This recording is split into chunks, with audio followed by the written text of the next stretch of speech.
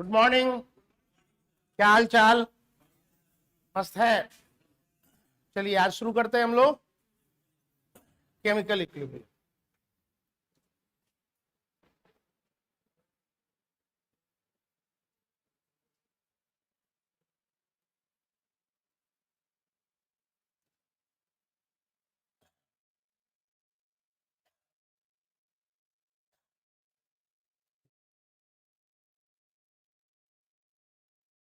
Physical chemistry का एक बहुत ही इंपॉर्टेंट चैप्टर, क्योंकि ये चैप्टर और इसके बाद आने वाला चैप्टर केमिकल इक्विलिब्रियम और आयोनिक इक्विलिब्रियम, नाम से ही क्लियर है, दोनों में इक्विलिब्रियम है तो डेफिनेटली दोनों एक दूसरे से लिंक्ड है। समझ रहे हैं? केमिकल इक्विलिब्रियम और आयोनिक इक्विलिब्रियम। तो ठीक है, आज केमिकल इक्विलिब्रियम का पहला लेक्चर हम लोग शुरू कर रहे हैं। फर्स्ट लेक्चर बिल्कुल अच्छे से समझने की कोशिश करिएगा। सबसे पहले थोड़ा बेसिक से ही शुरू करें। अगर इस नजरिए से देखें जो हमें जरूरत है, तो रिएक्शंस जो होता है इस नजरिए से two types of reactions,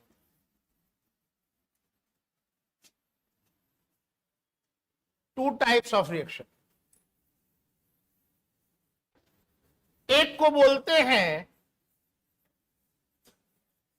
irreversible reaction,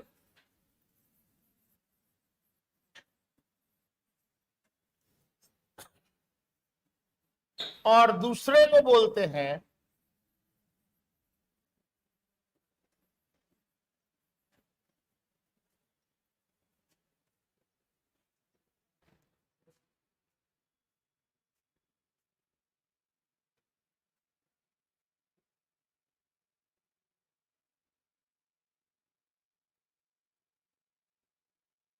reversible reaction. ठीक है, रिएक्शन को दो पार्ट में बांटा गया, एक है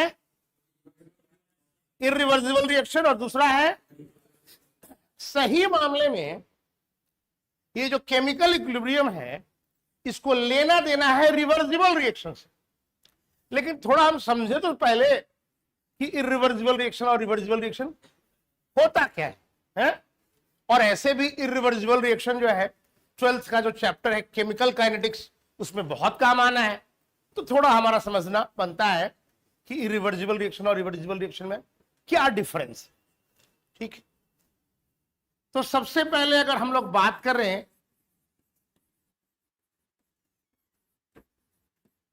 इर्रिवर्सिबल रिएक्शन की,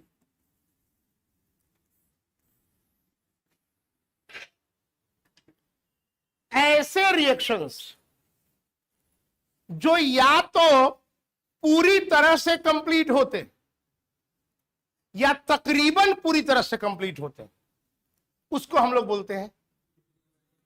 जैसे मान लीजिए कोई एक रिएक्टेंट है ए, रिएक्शन हुआ और B+2C बने। ठीक है, एक रिएक्शन है A, B+। मान लीजिए शुरू में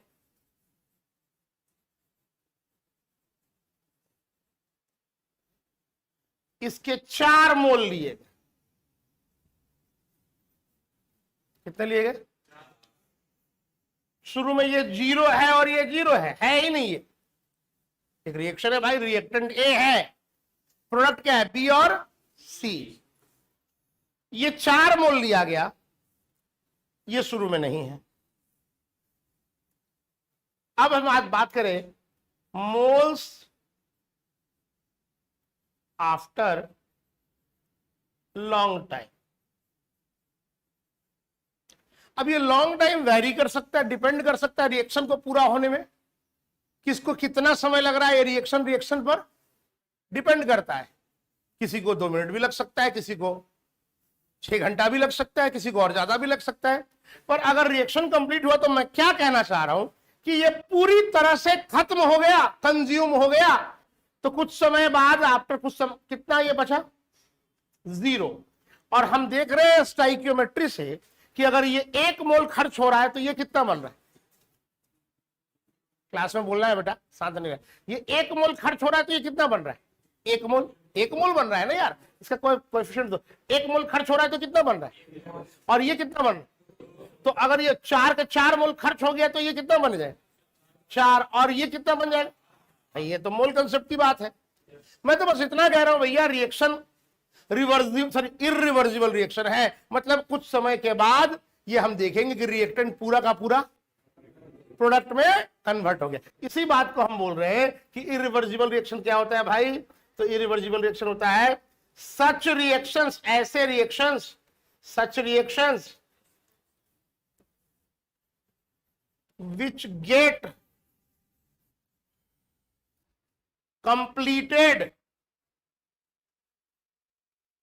fully, पूरी तरह से कंप्लीट हो जाते हैं, और go to nearly completion.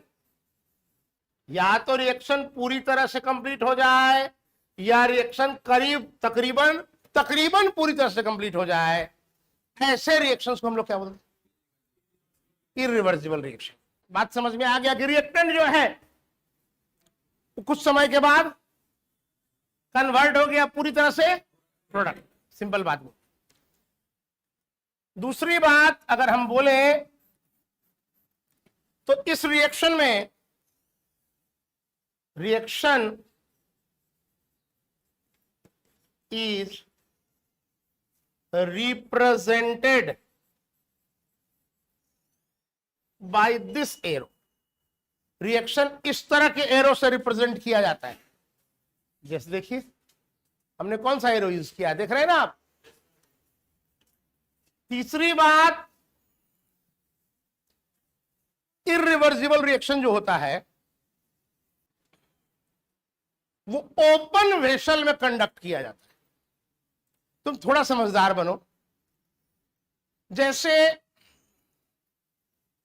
Reaction को दोनों डायरेक्शन से होने के लिए क्या चाहिए कि जब रिएक्शन हुआ, अब प्रोडक्ट बना और वो प्रोडक्ट वो गायब हो गया, अगर तो क्या वापस रिएक्शन करने के लिए वो उपलब्ध ही नहीं है, तो क्या वापस रिएक्शन हो पाएगा।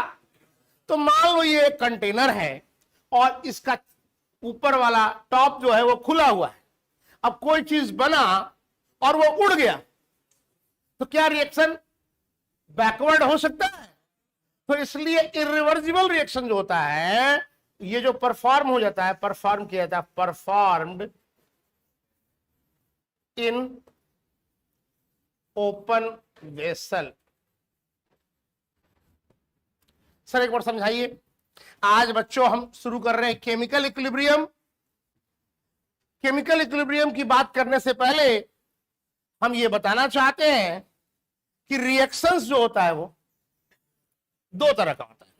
एक को बोलते हैं इरिवर्सिबल रिएक्शन, दूसरे को बोलते हैं रिवर्सिबल रिएक्शन। इरिवर्सिबल रिएक्शन और दूसरा क्या है, रिवर्सिबल रिएक्शन। जो केमिकल इक्विलिब्रियम चैप्टर है उसको मेनली लेना देना किससे है, रिवर्सिबल रिएक्शन से। लेकिन इस चैप्टर को पढ़ने से पहले थोड़ा सा हम लोग इरिवर्सिबल रिएक्शन के बारे में जानेंगे, ताकि इरिवर्सिबल और रिवर्सिबल में क्या अंतर है समझ में आ सके। और दूसरा केमिकल काइनेटिक्स जो 12th का चैप्टर है, उसमें बहुत ज्यादा यूज आएगा किसका, इरिवर्सिबल रिएक्शन का। इसलिए हमें दोनों कुछ जानना चाहिए, शॉर्ट में ही जानना चाहिए लेकिन अभी जानना चाहिए। तो भाई इरिवर्सिबल रिएक्शन और रिवर्सिबल रिएक्शन की का इंट्रोडक्शन की बात कर रहे हैं। तो इरिवर्सिबल रिएक्शन किसको बोलते हैं, वैसे रिएक्शंस जो पूरी तरह से कंप्लीट हो जाए या तकरीबन पूरी तरह से कंप्लीट हो जाए, उसको हम लोग बोलते हैं पक्का। मतलब काम की बात हुआ कि उसमें जो हम रिएक्टेंट लिए हैं वो पूरी तरह से, कुछ समय के बाद, वो समय 2 घंटा भी हो सकता है, और डिपेंड करता है रिएक्शन टू रिएक्शन। हम लोग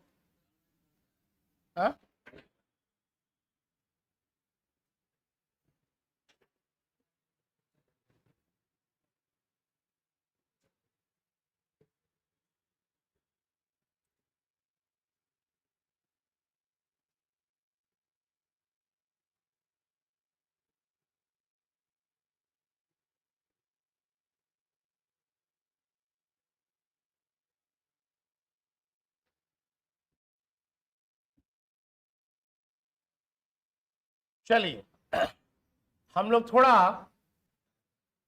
एग्जाम्पल्स ऑफ इरिवर्सिबल रिएक्शंस देखते हैं।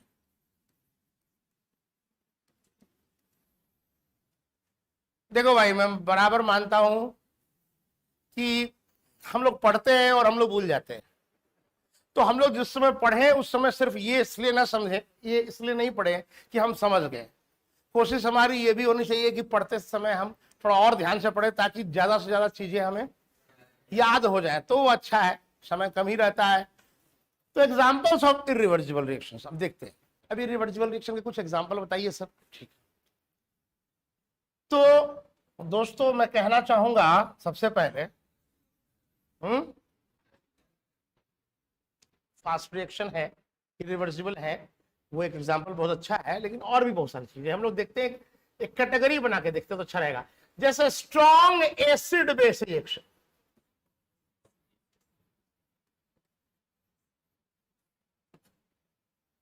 स्ट्रॉन्ग एसिड बेस रिएक्शन जो होते हैं वो क्या होता है, irreversible nature.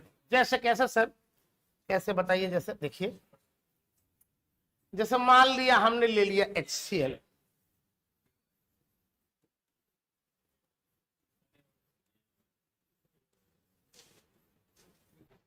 Aqueous HCl plus aqueous KOH है, ये वाला सिंबल हमने यूज किया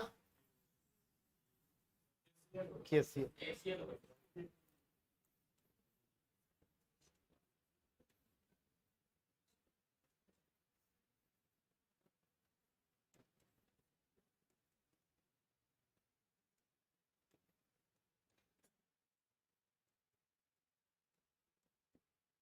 ठीक है, strong acid base reaction.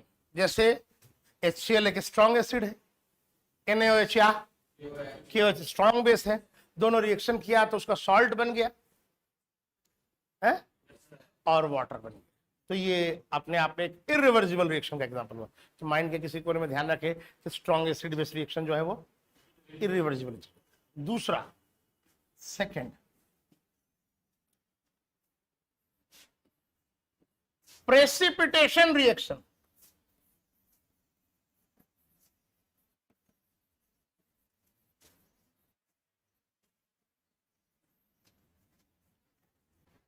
Precipitation reaction जो होता है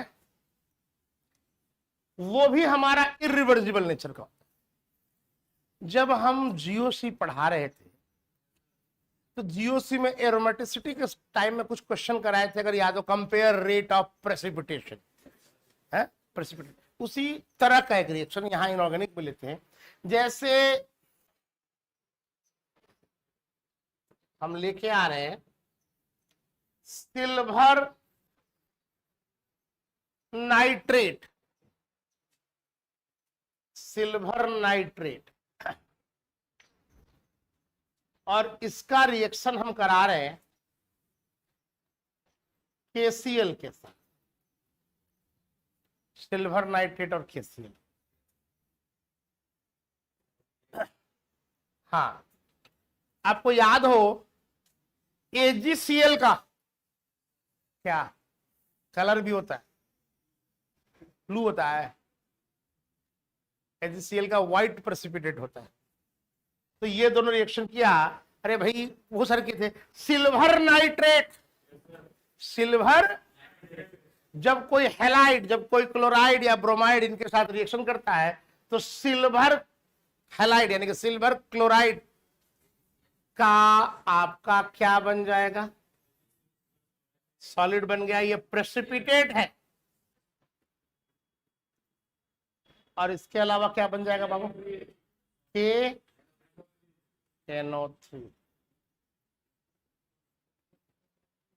तो मन में ध्यान रखते हैं, जो स्ट्रॉन्ग एसिड बेस रिएक्शन होते हैं वो इरिवर्सिबल नेचर के होते हैं, जो प्रेसिपिटेशन रिएक्शन होते हैं वो भी इरिवर्सिबल नेचर के होते हैं।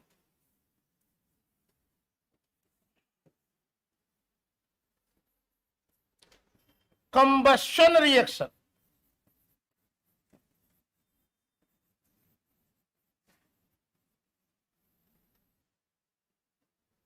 कंबस्शन समझते हैं, किसी ईंधन को अगर बर्न कर रहे हैं, सफिशिएंट सप्लाई ऑफ ऑक्सीजन, जैसे कि मान लो यार कागज ही ले लिए और इसको बर्न कर दिया, एटमॉस्फेयर में ऑक्सीजन है, ये बर्न कर दी, तो हमारा क्या बन जाता है? CO2 gas. कार्बन को बर्न कर दिए, कागज को बर्न कर दिए, CO2 गैस बन गया। अब हम बोल रहे हैं ठीक है वापस अब कागज बनाएंगे, इरिवर्सिबल है ना। मान लो हम ले लेते हैं बेंजीन, बेंजीन ले लिए, हमें पता है, और इसको हम बर्न कर रहे हैं सफिशिएंट सप्लाई ऑफ ऑक्सीजन में, तो हमारा क्या बन जाएगा? Carbon dioxide plus water.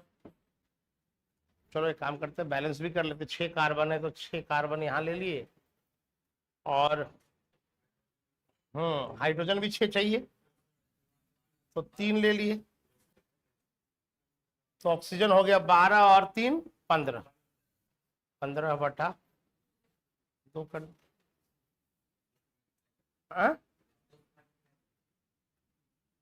ठीक है कर देना वो, ये बाकी ऐसे भी लिख सकते हैं हम लोग, कोई दिक्कत नहीं। अरे चलेगा।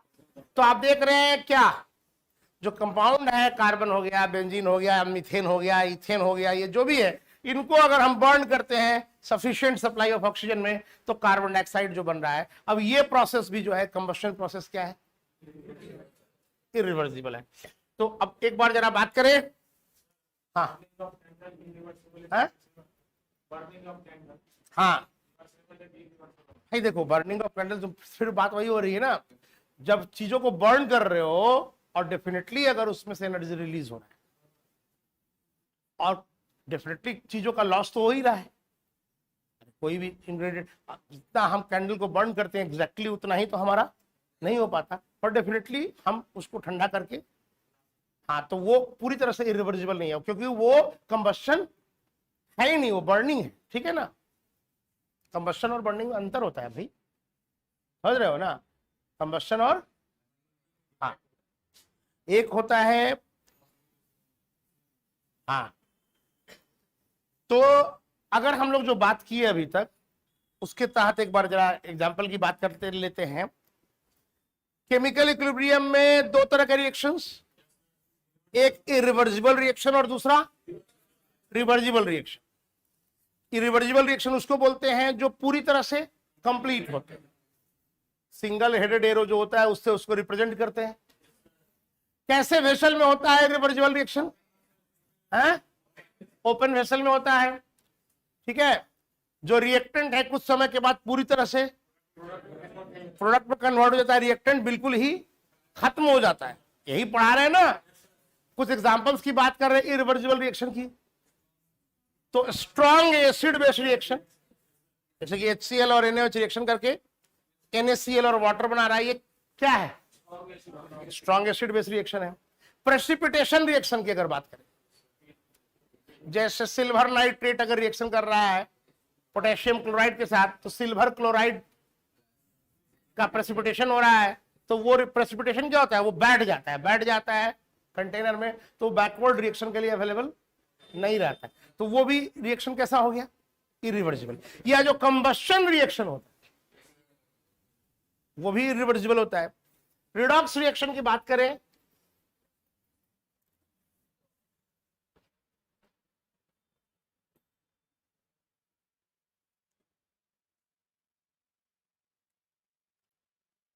अब जैसे ये वाला रिडॉक्स रिएक्शन देखते हैं, redox reaction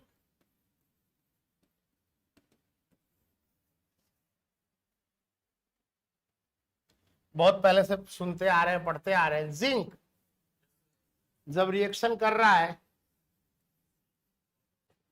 copper 2+ copper ion से, copper sulphate, zinc plus copper sulphate पढ़े हो ना, तो क्या हो जाता है भाई?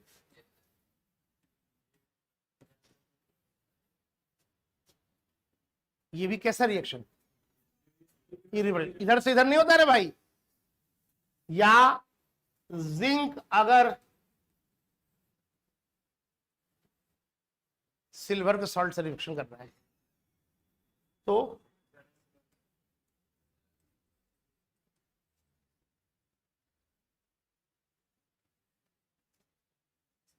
ये जो आप देख रहे हैं क्या है, ये भी रिडॉक्स रिएक्शन है। और ये कैसा रिएक्शन है?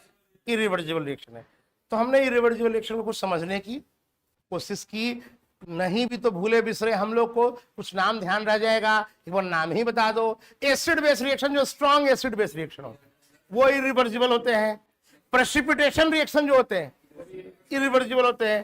कंबस्शन रिएक्शन होते हैं। बहुत सारे रिडॉक्स रिएक्शन जो होते हैं वो भी क्या होते हैं? चलो अब हमें कुछ समझ में आया है।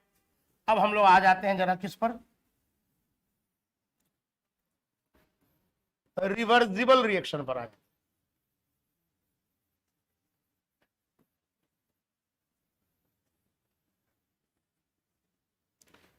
हैं। रिवर्सिबल रिएक्शन ऐसे रिएक्शन जो दोनों साइड से चलते, रिएक्टेंट भी प्रोडक्ट बना रहा होता है और प्रोडक्ट भी रिएक्टेंट बना रहा होता है। भाई ये चैप्टर इसी रिवर्सिबल रिएक्शन का है। क्या बोलेंगे सर? सच रिएक्शंस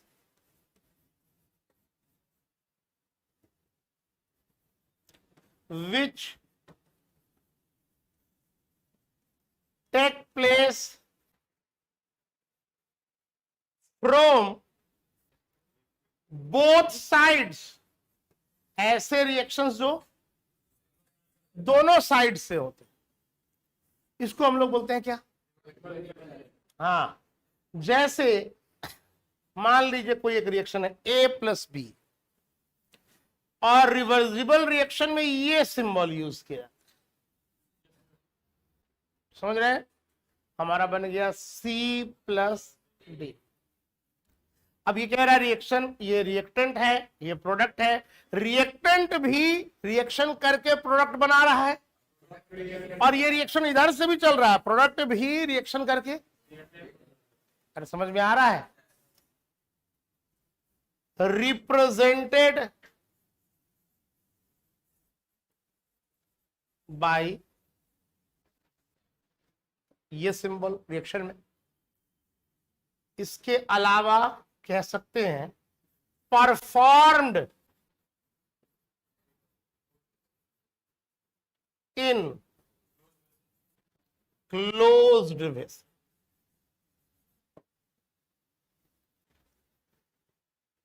रिवर्सिबल रिएक्शन जो होता है कहां परफॉर्म किया जाता है?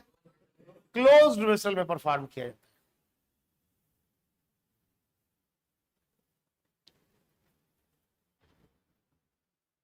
हम लोग देखते हैं थोड़ा एग्जाम्पल्स ऑफ रिवर्सिबल रिएक्शन।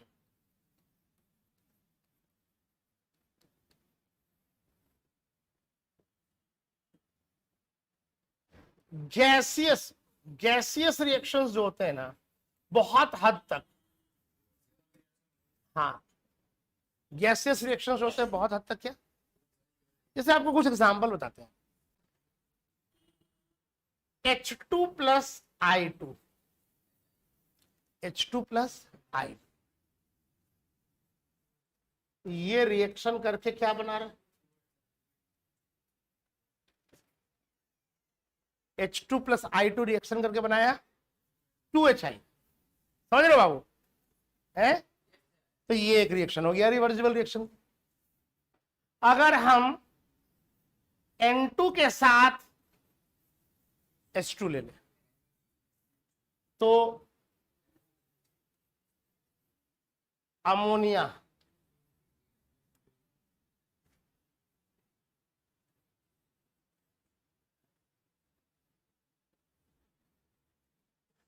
दिमाग में छाप लीजिए। सब रिएक्शन बार बार आएगा, क्वेश्चन में बार बार आना है, न्यूमेरिकल्स में बार बार आना है, क्योंकि अब वो एरिया चल रहा है।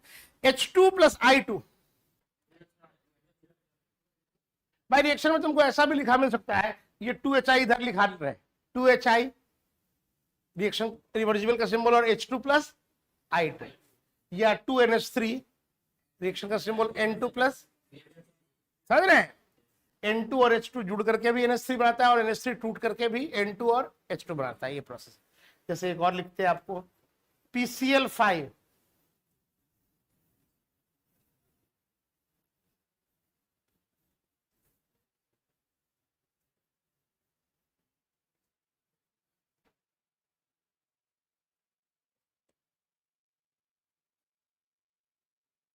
सल्फर ट्राइऑक्साइड,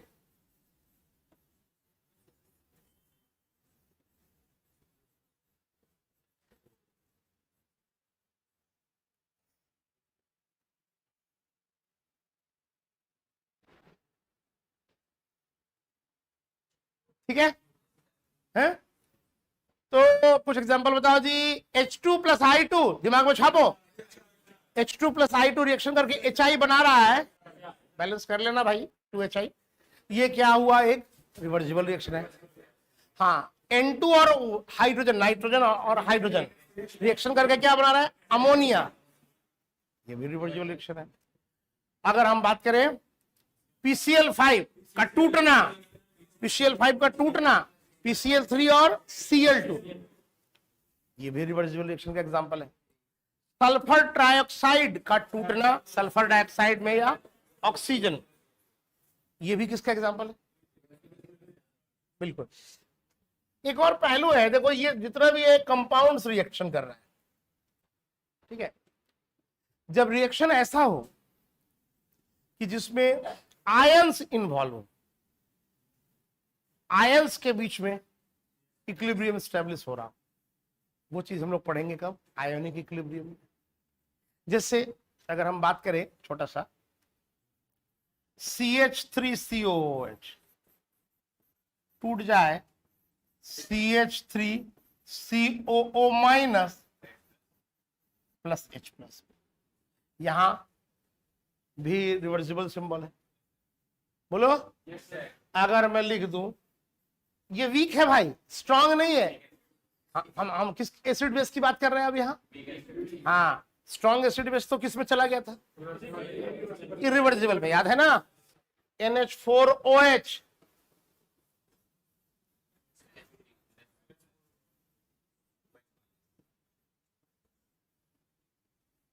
वीक एसिड है, वीक बेस है, रिवर्सिबल सिंबल आ रहा है किसके साथ? आयन के साथ, acetate ion plus H plus, ammonium hydroxide plus OH minus. एक बड़ा दिलचस्प चीज बताता हूं, मजा आएगा आपको।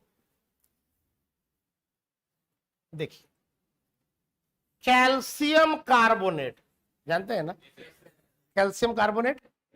हाँ, पढ़ना है बेटा, ऐसा है कि हमें ध्यान हो जाए। हम बार बार बोल रहे हैं, मकसद होना चाहिए, खाली सुने समझे गए नहीं, कोशिश करें चीजें। और केमिस्ट्री जब रिएक्शंस के रूप में लिख रहे हैं तो उस पर नजर होना चाहिए कि कौन सा रिएक्शन लिखा गया। कैल्शियम कार्बोनेट,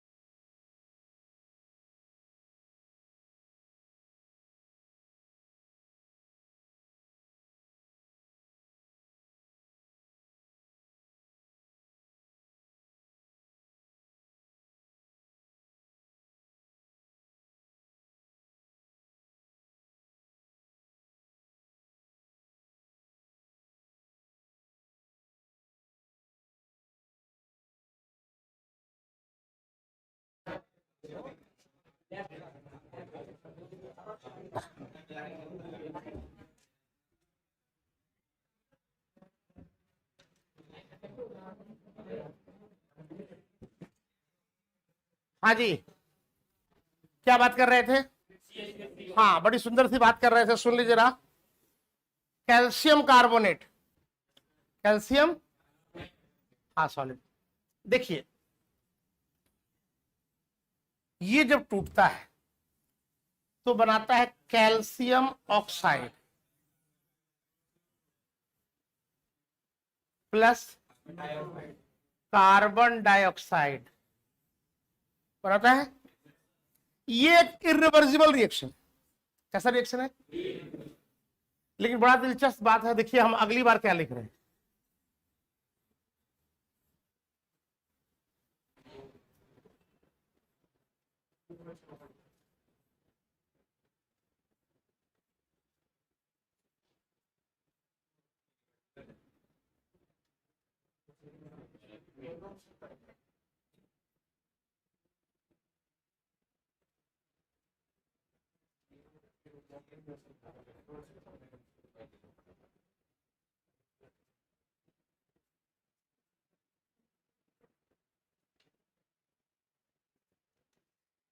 कैल्शियम कार्बोनेट का अगर ये रिएक्शन ओपन वेसल में कराया जाए तो ये रिएक्शन जो है वो इरिवर्सिबल नेचर का है। कैल्शियम ऑक्साइड बना, CO2 गया, CO2 गया। लेकिन अगर यही रिएक्शन क्लोज्ड वेसल में कराया जाए, कैल्शियम कार्बोनेट जो है, तो वो जो टूटता है कैल्शियम ऑक्साइड और कार्बन डाइऑक्साइड, तो ये रिएक्शन।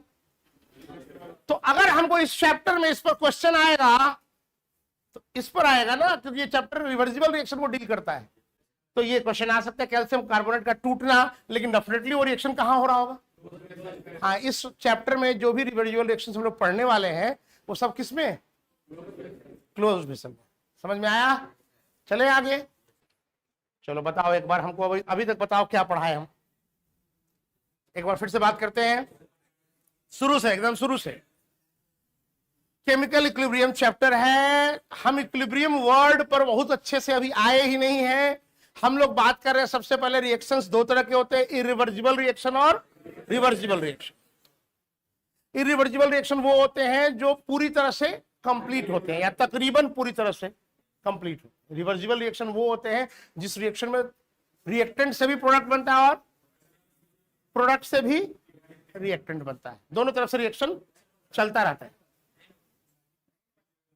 रिवर्सिबल बोल रहे हैं ना, पहले इरिवर्सिबल बोले फिर उसके बाद रिवर्सिबल भी साथ साथ बोले ना, ठीक है? दोनों पहले बता दिए, यहां पे बता दिए। अच्छा, इरिवर्सिबल रिएक्शन का जो सिंबल होता है वो सिंगल हेडेड, और रिवर्सिबल में दोनों साइड से पक्का। और हाँ, इरिवर्सिबल रिएक्शन ओपन वेसल में होता है और रिवर्सिबल रिएक्शन क्लोज्ड वेसल में होता है। क्लियर है? क्या बोल रहे हो? हाँ, एग्जांपल। तो इरिवर्सिबल रिएक्शन के एग्जांपल आप लोग बोलेंगे, बोलिए जरा। स्ट्रॉन्ग एसिड बेस रिएक्शन जैसे कि HCl plus NaOH, NaCl plus water, ये इरिवर्सिबल रिएक्शन है। फिर और बोलो, प्रेसिपिटेशन रिएक्शन जैसे AgNO3 का रिएक्शन किसके साथ? KCl के साथ, तो क्या बन जाएगा? AgCl plus KNO3। ये जो रिएक्शन है कैसा रिएक्शन है? प्रेसिपिटेशन रिएक्शन, ये भी इरिवर्सिबल है। फिर और बोलो, कंबशन रिएक्शन जो होता है जैसे कार्बन बर्न करके ऑक्सीजन में कार्बन डाइऑक्साइड बना रहा है, या कोई हाइड्रोकार्बन को बर्न कर रहे हैं, ऑर्गेनिक कंपाउंड हाइड्रोकार्बन होता है, उसको बर्न करते हैं ऑक्सीजन में तो कार्बन डाइऑक्साइड और वाटर बनाता है। ये सारे प्रोसेस क्या है? या कुछ रिडॉक्स रिएक्शंस है, जिंक कॉपर सल्फेट के साथ रिएक्शन करता है तो जिंक सल्फेट प्लस कॉपर बनता है। ये कैसा रिएक्शन है? कुछ तो दिमाग में बैठ गया होगा। अब हम लोग आते हैं रिवर्सिबल रिएक्शन पे। तो रिवर्सिबल रिएक्शन क्या होता है वो तो अभी बताया ही मैंने। बहुत सारे गैसियस रिएक्शंस जो होते हैं वो इसके सबसे सुंदर एग्जांपल हैं। अब वो सारे एग्जांपल जरा बात किया जाए, जैसे H2 और I2 रिएक्शन करके HI बना रहा है, या H2 और Br2 रिएक्शन करके HBr बना रहा है। ये रिएक्शन कैसा है? रिवर्सिबल। N2 और H2 रिएक्शन करके अमोनिया बनाना है, ये रिएक्शन भी दोनों साइड से चलता है। PCl5 का टूटना किस चीज में? PCl3 और Cl2 में। ये भी किसका एग्जांपल? रिवर्सिबल का। या सल्फर ट्राइऑक्साइड टूट रहा है सल्फर डाइऑक्साइड और ऑक्सीजन में, ये भी किसका रिएक्शन? रिवर्सिबल रिएक्शन का। या कोई वीक एसिड है, वो डिसोसिएट कर जाता है, टूट जाता है आयंस में, जैसे एसिटिक एसिड टूट गया एसिटेट आयन और H+ में।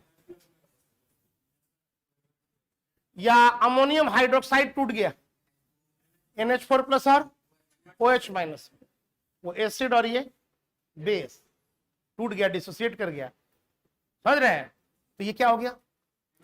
Reversible reaction. कुछ ऐसे भी रिएक्शंस हैं जो बड़े सुंदर दिखते हैं कि वो ओपन वेसल में कराया जाए, एक ही रिएक्शन को, उसी सेम रिएक्शन को ओपन वेसल में कराया जा रहा है तो वो इरिवर्सिबल है, क्लोज वेसल में कराया तो रिवर्सिबल। इसका सबसे ज्वलंत उदाहरण है, बढ़िया सा उदाहरण है जो एकदम दिमाग में छाप के रखिए, कैल्शियम कार्बोनेट जो टूटता है, कैल्शियम ऑक्साइड और carbon dioxide, calcium carbonate solid है, टूटता है कैल्शियम ऑक्साइड सॉलिड में और कार्बन डाइऑक्साइड गैस।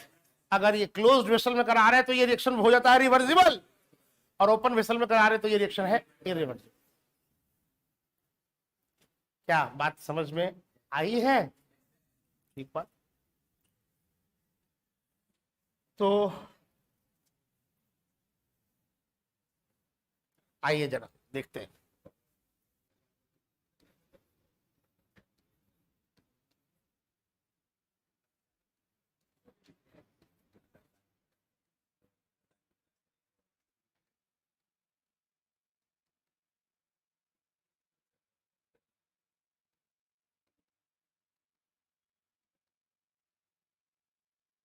चलिए अब जरा आते हैं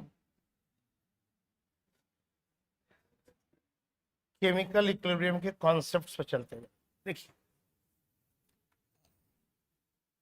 जैसे मान लीजिए A+B रिएक्शन करके मान लीजिए C बना रहे, ठीक है, C+D भी लिख सकते हैं, चलिए अभी Ca लिखे, रिएक्शन करके बना रहे। मान लो बच्चे कि इनिशियल मोल्स, एक रिएक्शन है A+B, रिवर्सिबल रिएक्शन है, इक्विलिब्रियम की बात कहां करेंगे हम? रिवर्सिबल रिएक्शन है, A+B रिएक्शन करके बना रहा है C। देखो यहां कहां हो गया, मान लीजिए कि इसका A मोल्स शुरुआत में, भाई हम रिएक्शन करा रहे हैं A और B का, रिएक्शन के बाद C बन रहा है, इसके A मोल्स लिए, अपनी मर्जी, शुरू में रिएक्शन के इसके कितने मोल्स लिए A, इसके मान लीजिए B मोल्स, और ये नहीं लिए, A और B लिए हैं, दोनों रिएक्शन कर रहा है, और उसके मोल्स कितने लिए हैं? ठीक है, इनिशियल मोल्स। अब रिएक्शन शुरू हो जाएगा, रिएक्शन शुरू हो, तो ठीक है, कुछ देर के बाद जैसे कह रहा है कोई मोल्स एट इक्विलिब्रियम। अब ये इक्विलिब्रियम क्या है वो तो अभी बताएंगे ना सर, बिल्कुल बताएंगे। कुछ है इक्विलिब्रियम, मोल्स एट इक्विलिब्रियम। मान लो कोई कहता है कि एट इक्विलिब्रियम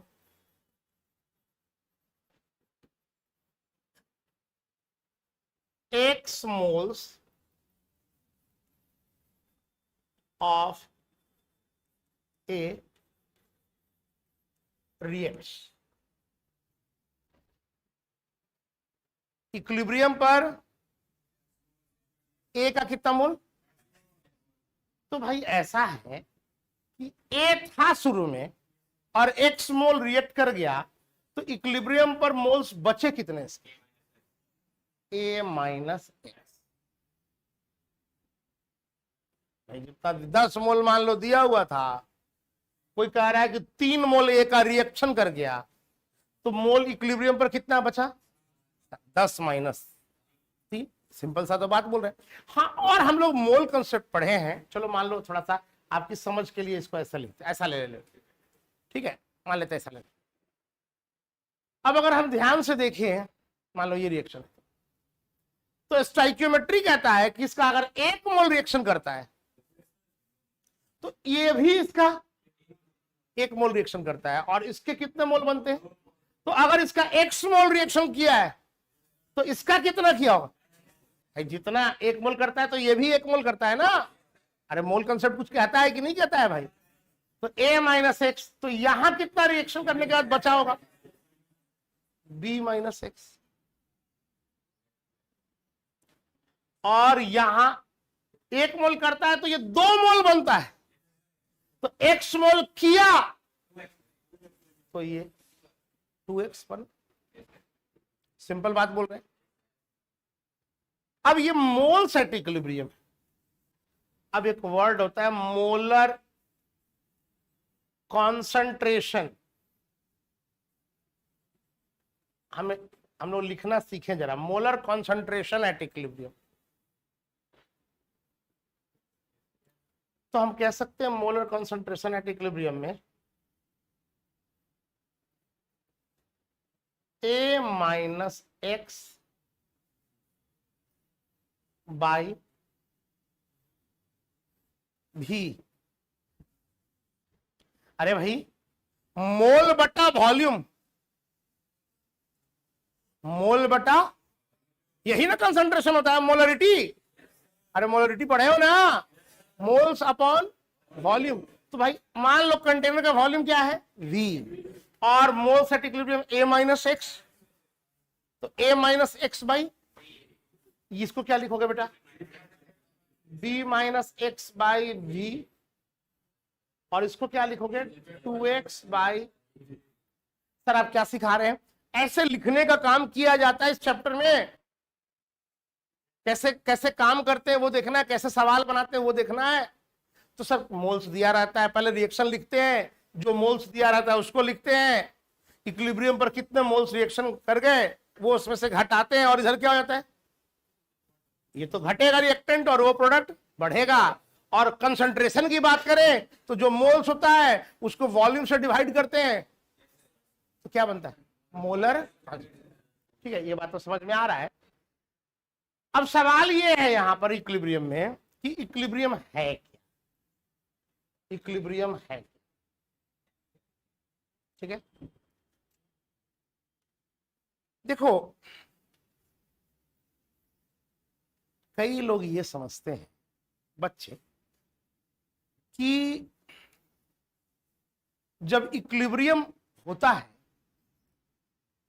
तो जितना इसका कंसंट्रेशन होगा उतना ही इसका कंसंट्रेशन होगा, और उतना ही इसका कंसंट्रेशन होगा।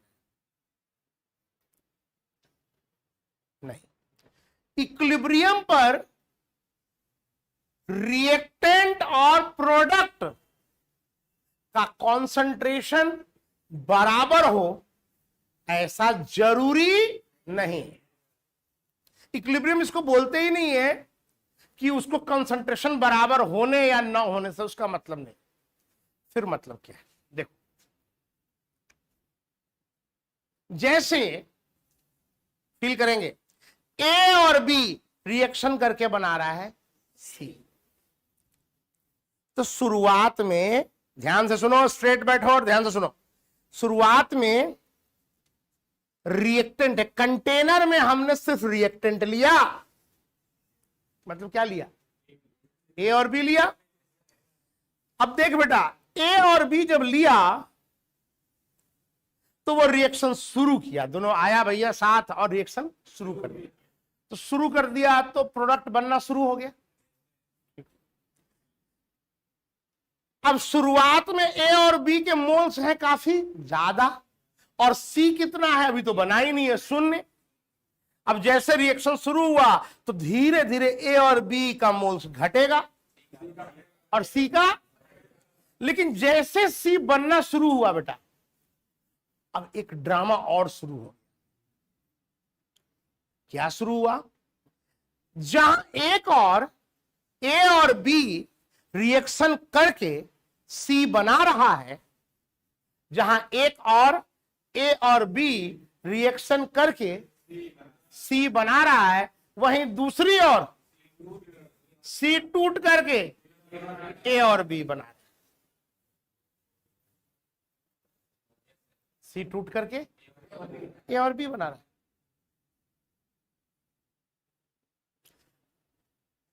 इधर से भी काम चल रहा है। अब सुनो, शुरू में ये बताओ कि मान लो ए के 10 मोल, बी के 10 मोल, ए के 10 मोल, बी के 10 मोल और सी के कितने शुरू में? 0। अब मान लो ये धीरे धीरे घटना शुरू किया, तो शुरू में ये 10 है, रिएक्ट करके ये बन रहा है, लेकिन क्या ये बिल्कुल शून्य था? अब धीरे धीरे बढ़ना शुरू किया। तो तुम ये बताओ कॉमन सेंस से कि शुरू में रिएक्शन जो इधर से इधर हो रहा है और रिएक्शन जो इधर से इधर हो रहा है, में क्या तुमको नहीं लगता कि इसको बोलते हैं इधर से इधर रिएक्शन को फॉरवर्ड रिएक्शन, और इधर से इधर जो रिएक्शन हो रहा है इसको बोलते हैं बैकवर्ड रिएक्शन। तो शुरू में फॉरवर्ड रिएक्शन का रफ्तार जो होगा ज्यादा होगा, तो उससे क्या होगा देखो, फॉरवर्ड रिएक्शन का रफ्तार ज्यादा है। जिस रफ्तार से रिएक्शन हो रहा है फॉरवर्ड रिएक्शन में, उससे कम रफ्तार से बैकवर्ड रिएक्शन हो रहा है। तो इससे क्या होगा? ए और बी घट रहा है, सी भी रिएक्ट करके ए और बी बना रहा है, लेकिन चूंकि उसका रफ्तार घटने का कम है, इसलिए ओवरऑल सी अभी बढ़ ही रहा है। अरे बोलो ना। पर फील करिएगा, ए और बी रिएक्ट करके सी बना रहा है, फॉरवर्ड रिएक्शन, और सी टूट करके ए और बी बना रहा है, बैकवर्ड रिएक्शन। देखिएगा, शुरू में फॉरवर्ड रिएक्शन का रफ्तार फील कीजिएगा और बैकवर्ड रिएक्शन का रफ्तार, लेकिन जैसे जैसे रिएक्शन आगे बढ़ेगा तो प्रोडक्ट का कंसंट्रेशन बढ़ने लगा और रिएक्टेंट का कंसंट्रेशन घटने लगा। तो अब रफ्तार भी उसके अकॉर्डिंग चेंज हो रहा है। शुरू में फॉरवर्ड रिएक्शन का रफ्तार ज्यादा था और बैकवर्ड रिएक्शन का रफ्तार, जैसे जैसे समय गुजर रहा है फॉरवर्ड रिएक्शन का रफ्तार और बैकवर्ड रिएक्शन का रफ्तार, एक समय आएगा जब फॉरवर्ड रिएक्शन का रफ्तार रेट और बैकवर्ड रिएक्शन का रफ्तार रेट दोनों बराबर हो जाएगा। बराबर, ये जो बराबर हो जाएगा ना, इस अवस्था को ही बोलते हैं कि रिएक्शन ने इक्विलिब्रियम अटेन कर लिया। मैं एक बार फिर से क्लियर कर दूं, इक्विलिब्रियम का मतलब यह नहीं होता कि रिएक्टेंट या प्रोडक्ट का कंसंट्रेशन बराबर हो जाए, ऐसी कोई शर्त नहीं है। हो भी सकता है, नहीं भी हो सकता है, लेकिन इक्विलिब्रियम का जो मतलब होता है वो होता है कि इक्विलिब्रियम उस अवस्था को मानते हैं जब फॉरवर्ड रिएक्शन का रेट और बैकवर्ड रिएक्शन का रेट जिस समय बराबर होगा, उस अवस्था को बोलते हैं कि रिएक्शन कहां आ गया? इक्विलिब्रियम। पक्का? अब सुनो, यहां पर क्या होगा, एक चीज होगा, जब रफ्तार बराबर हो जाएगी, इक्विलिब्रियम हुआ, उस समय रफ्तार बराबर हो गई। मतलब 1 सेकेंड में अगर इसका 1 मोल कन्वर्ट हो रहा है इधर से इधर, तो उतना ही सेकेंड में इधर से भी 1 मोल कन्वर्ट। अरे बोलो, समझ में आ रहा है? रेट का मतलब क्या होता है? नहीं, दर तो हिंदी अर्थ हो गया। यहां रेट का मतलब हुआ रिएक्शन का रेट। रिएक्शन का रेट का मतलब रिएक्शन में क्या बदलता है? कंसंट्रेशन या मोल्स में चेंज आता है विथ रेस्पेक्ट टू टाइम। जैसे जैसे टाइम बढ़ता है या घटता है, टाइम बढ़ता है, जैसे जैसे टाइम आगे की ओर जाते हैं तो उसके साथ कंसंट्रेशन में बदलाव आता है। तो यानी कि रेट ऑफ रिएक्शन का मतलब होता है change in concentration with respect to time. तो rate of forward reaction becomes equal to rate of backward reaction. इसी अवस्था को हम लोग बोलते हैं इक्विलिब्रियम अटेन। तो एक बड़ी बात हमने बोला, इक्विलिब्रियम का मतलब क्या है? Equilibrium means rate of forward reaction. इसके लिए एक वर्ड यूज कर रहे हैं, देखिए आरएफ। बार बार rate of forward reaction use नहीं करेंगे। RF becomes equal to rate of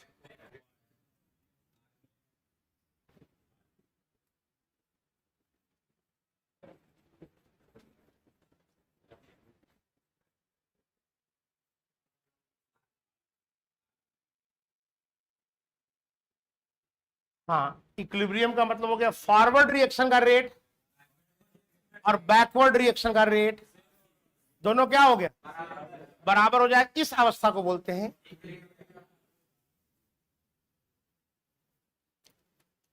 अब इक्विलिब्रियम के बारे में किताब लिखता है कि chemical equilibrium is an example of dynamic equilibrium। इसका क्या मतलब है जी?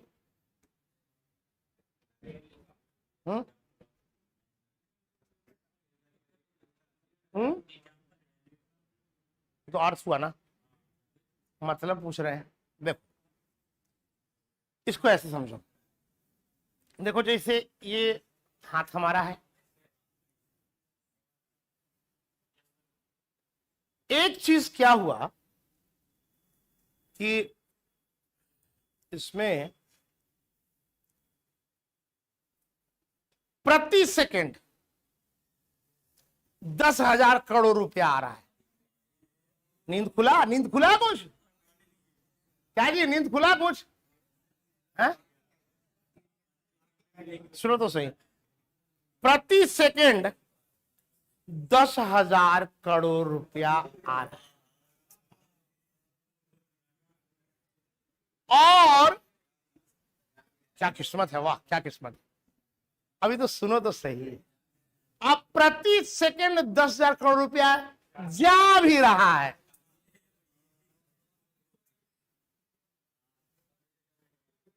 जिस रफ्तार से आ रहा है उसी रफ्तार से जा रहा है। कटोरा का कटोरे रह गया।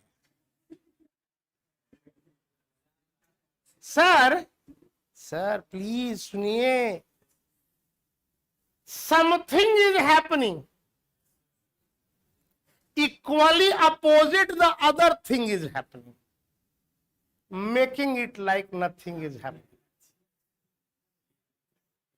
एक केस हुआ कि कुछ नहीं आ रहा, कुछ नहीं जा रहा, चुपचाप रुका हुआ है।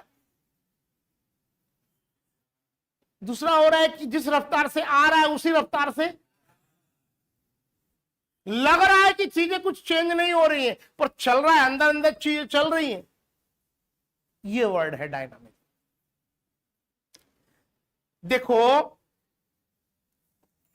अगर मैं बोलूं कि ए और बी लिया है, इसके ए मोल्स इसके बी मोल्स, सुनो सुनो सुनो, और इन दोनों को रिएक्शन करने नहीं दे रहे ना, तुम दोनों को रिएक्शन करने ही नहीं देंगे, तो बेचारा चुपचाप बैठा हुआ है।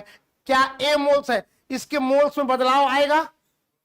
अरे ए का ए ही रह गया, बी का क्या ए के या बी के कंसंट्रेशन में चेंज आ रहा है? तो इसको बोलेंगे स्टैटिक इक्विलिब्रियम। कुछ हो ही नहीं रहा है, स्टैटिक, कुछ नहीं हो रहा है। और दूसरा केस है ए और बी रिएक्शन करके सी बना रहा है। अब जब इक्विलिब्रियम अटेन हो गया तो जिस रफ्तार से ए और बी रिएक्शन करके सी बना रहा है, उसी रफ्तार से सी टूट करके ए और बी बना। तो फील करो, फील करो, देखो सुनो, यहां पर ये वर्ड बहुत जरूरी है। जब रिएक्शन शुरू हुआ था, जो सोते हुए पाए जाएंगे सावधान रहेंगे, मैं इसको लॉन्च कर दूंगा सीधे, रॉकेट लॉन्च हो जाएगा, ऐसे रखते, ठीक है, कोई बात नहीं, टूट जाएगा तो टूट जाएगा, कुछ फोड़ेंगे भी तो नहीं फोड़ सकते सर, सो रहे हैं तो कैसे फोड़िएगा। सुनो, तो मैं कह रहा हूं कि शुरुआत में ए और बी के जो मोल्स थे, तो जब रिएक्शन शुरू हुआ तो उसमें चेंजेस आ रहा है कि नहीं आ रहा है? आ रहा है। जब इक्विलिब्रियम अचीव हो गया तो जितना इसमें घटता है प्रति सेकंड, उतना ही इधर से ये बढ़ जाता है।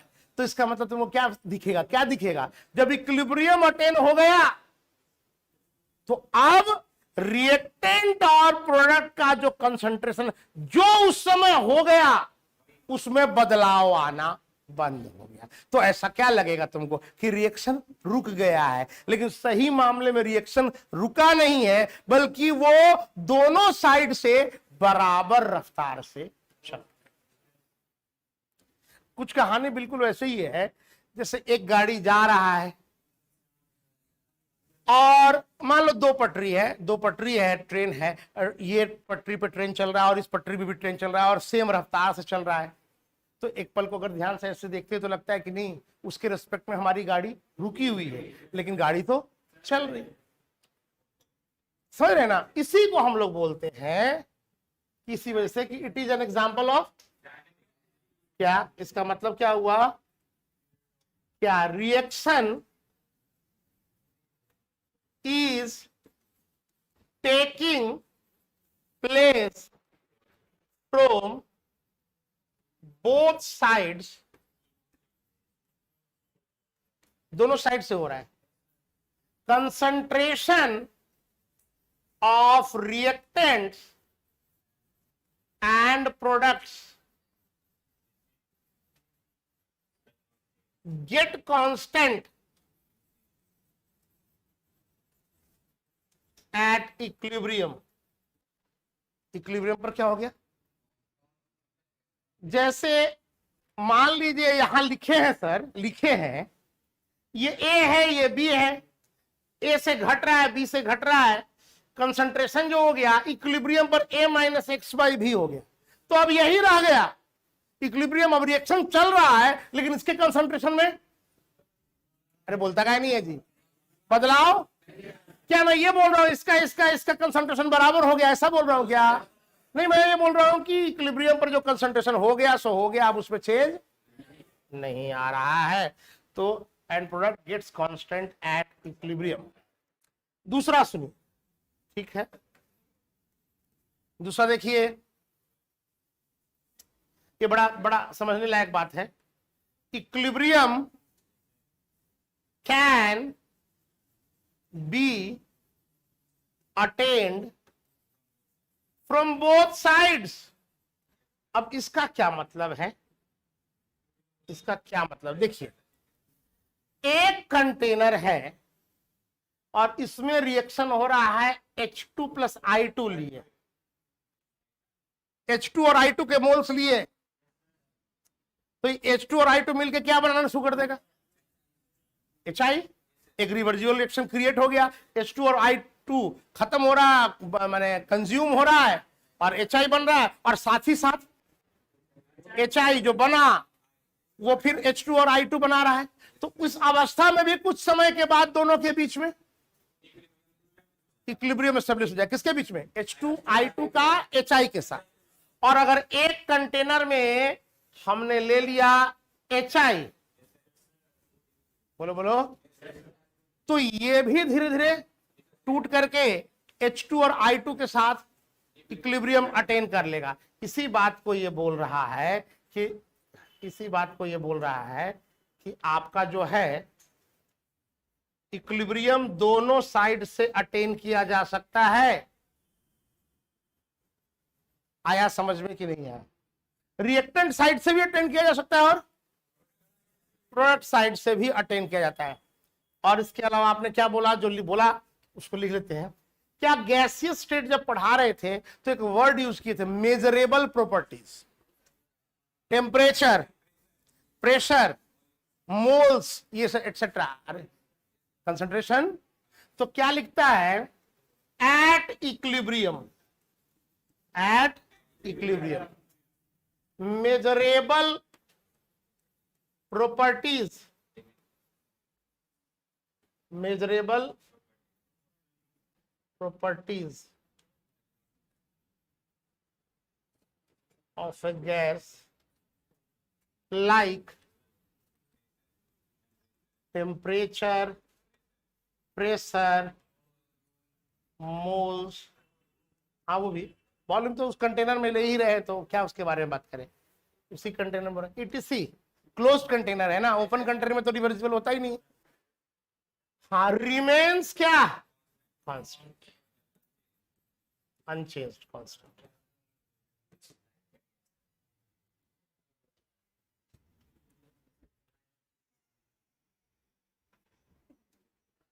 तो एक बार जरा ये जो basic concepts of chemical equilibrium है, इस बात को जरा थोड़ा ध्यान से सुने। केमिकल इक्विलिब्रियम के बारे में क्या बात कर रहे हैं। पहली बात रिकॉल करते हैं, जरा सारे बच्चे स्ट्रेट बैठिए, ध्यान से सुनिए, है ना। पहली क्लास शुरू होता है, आता है उत्साह से, तुरंत शुरू कर देता है, अपने असली मुद्रा में तैयारी कर देता है। पहली बात, इक्विलिब्रियम का मतलब ये होता है कि फॉरवर्ड रिएक्शन का रेट और बैकवर्ड रिएक्शन का रेट बराबर हो। उस अवस्था जब ऐसा हो जाए कि दोनों तरफ से रेट बराबर हो जाए, उसी अवस्था को इक्विलिब्रियम कहते हैं। फॉरवर्ड और बैकवर्ड रिएक्शन का रेट बराबर हो जाए, उसी अवस्था को क्या बोलते हैं, इक्विलिब्रियम बोलते हैं। ये जो इक्विलिब्रियम है, it is an example of dynamic. बोलो बेटा बोलो, अब उधर देख रहे हो यार, हम पढ़ा रहे हैं उधर देख रहे हो। It is an example of dynamic equilibrium का मतलब ये है कि इक्विलिब्रियम पर कंसंट्रेशन जो भी हो गया जिसका, वो कांस्टेंट हो गया, उसमें बदलाव आना बंद हो गया। लेकिन ऐसा इसलिए नहीं है क्योंकि रिएक्शन रुक गया है, कंसंट्रेशन में चेंज इसलिए आना बंद हो गया, इसलिए नहीं आना बंद हो गया क्योंकि रिएक्शन रुका हुआ है। रादर रिएक्शन दोनों तरफ से चल रहा है, फॉरवर्ड रिएक्शन भी चल रहा है और बैकवर्ड रिएक्शन भी चल रहा है, और दोनों तरफ से समान रफ्तार से चल रहा है। अरे बोलो, इक्विलिब्रियम दोनों तरफ से अचीव किया जा सकता है। Equilibrium can be achieved from both sides, दिमाग में जा रहा है। और एट इक्विलिब्रियम क्या होता है, जो मेजरेबल प्रॉपर्टीज होती है जैसे टेम्परेचर, प्रेशर, मोल्स, इसमें क्या होता है, चेंज आना बंद हो जाता है, कांस्टेंट हो जाता है। अरे ना, अच्छी बात है।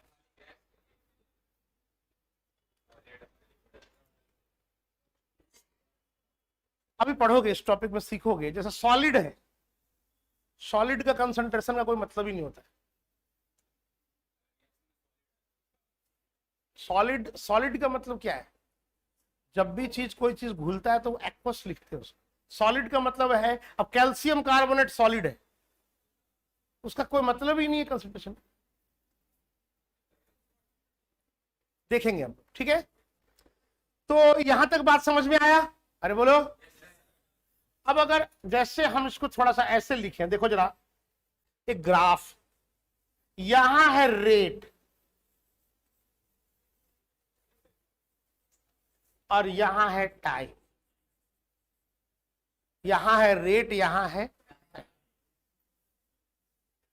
अच्छा, एक ग्राफ पेपर पे देख रहे हैं, ये वैल्यू तो 0 है, शुरू में रिएक्टेंट है कि प्रोडक्ट है, तो रेट जो होगा फॉरवर्ड रिएक्शन का, जैसे रिएक्शन शुरू होगा तो ज्यादा होगा, और बैकवर्ड रिएक्शन का रेट क्या होगा, 0 होगा। 0 0 0 0 होगा, बैकवर्ड रिएक्शन का रेट 0 होगा, आरबी 0 होगा, और फॉरवर्ड रिएक्शन का रेट होगा।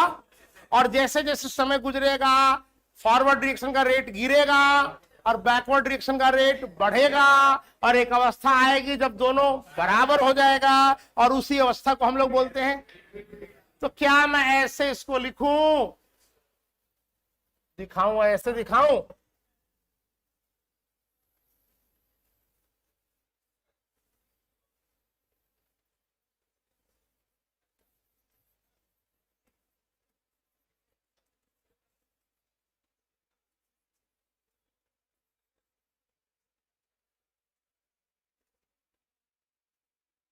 देखो बताओ, रेट ऑफ जीरो से बढ़ रहा है, रेट ऑफ घट रहा है। एक समय है जब फॉरवर्ड और बैकवर्ड रिएक्शन का रेट, अब ये उसी लाइन में चल रहा है, मतलब क्यों, बराबर है, इक्विलिब्रियम अटेन हो गया, तो फॉरवर्ड और बैकवर्ड रिएक्शन का रेट जहां अटेन हुआ, जिस अवस्था में, उसी अवस्था को क्या बोल रहे हैं, इक्विलिब्रियम अटेन हो गया।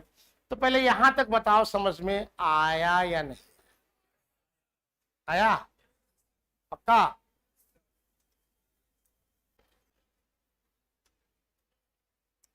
अब देखो,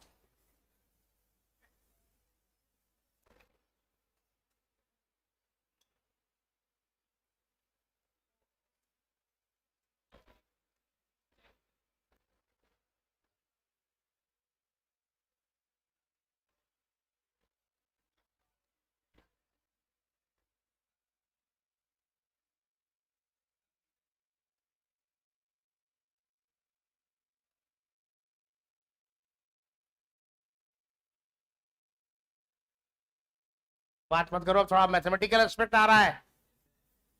law of chemical equilibrium,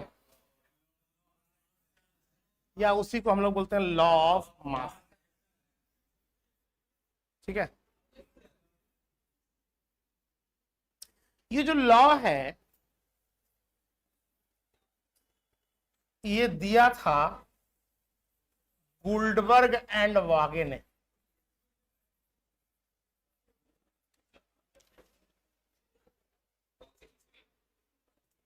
issue यार हमको खुद याद नहीं, अब हिस्ट्री थोड़े पढ़ रहे हैं।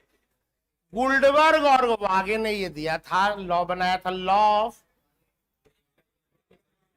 मास एक्शन या लॉ ऑफ केमिकल। पक्का? अलग अलग लोग है ना यार, एंड का मतलब क्या होता है? तुम लोग बहस के मतलब टाइम पास के मूड में आ गया लगता है। तुम लोग का पढ़ने का जो ड्यूरेशन है 1 घंटा 10 मिनट 15 मिनट। डराया मत कर यार, ऐसे डर डर जाते हैं भाई। अच्छा सुनो, कंसंट्रेशन लैप्स हो रहा है, आइए जरा यहां। तो ये लॉ ऑफ केमिकल इक्विलिब्रियम या लॉ ऑफ मास एक्शन क्या कहता है? ये कहता है कि rate of a chemical reaction, मैं लिखूंगा लेकिन पहले समझिए, rate of a chemical reaction is directly proportional to, सुनिए पहले 2 बार सुनिए फिर लिखेंगे, is directly proportional to product of concentration of reactant raised to their stoichiometric coefficient। फिर से बोलिए सब। एक केमिकल रिएक्शन का रेट डायरेक्टली प्रोपोर्शनल होगा प्रोडक्ट के, किसके प्रोडक्ट? उस रिएक्शन में जो रिएक्टेंट था उसकी मोलर कंसंट्रेशन का पावर स्टाइकियोमेट्रिक कोएफिशिएंट। स्टेटमेंट लिखेंगे लेकिन पहले एक रिएक्शन से समझाते हैं। जैसे एक रिएक्शन है बाबू ए प्लस बी, और ये है सी प्लस बी। ठीक है?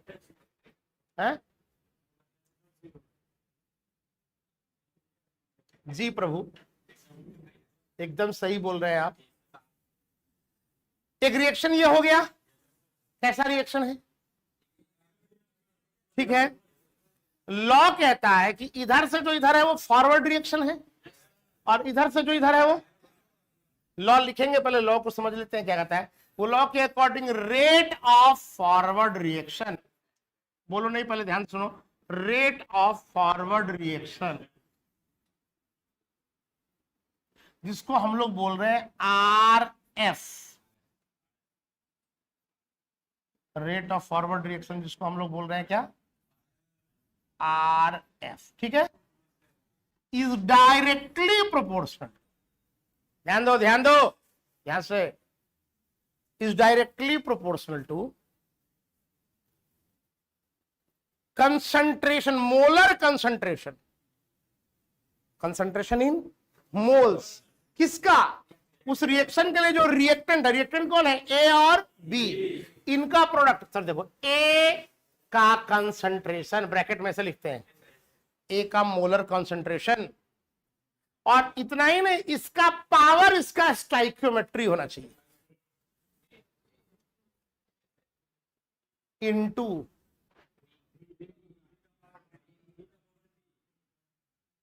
यही बोल रहे हैं किसी रिएक्शन का रेट प्रोपोर्शनल होता है, डायरेक्टली प्रोपोर्शनल होता है उस रिएक्शन के रिएक्टेंट, उस रिएक्शन के रिएक्टेंट का मोलर कंसंट्रेशन का पावर, स्टाइकियोमेट्रिक कोएफिशिएंट और इनके गुना प्रोडक्ट के डायरेक्टली प्रोपोर्शनल होता है। कुछ आया समझ में या नहीं आया? अगर हम लिखे रेट ऑफ बैकवर्ड रिएक्शन,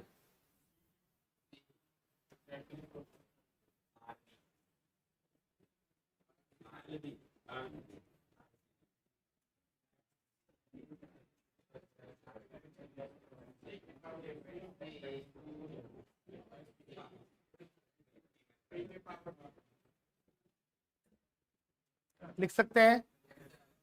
अच्छा इसको ऐसे लिखें भाई, प्रोपोर्शनलिटी कांस्टेंट यूज कर रहे हैं, वो है के एफ,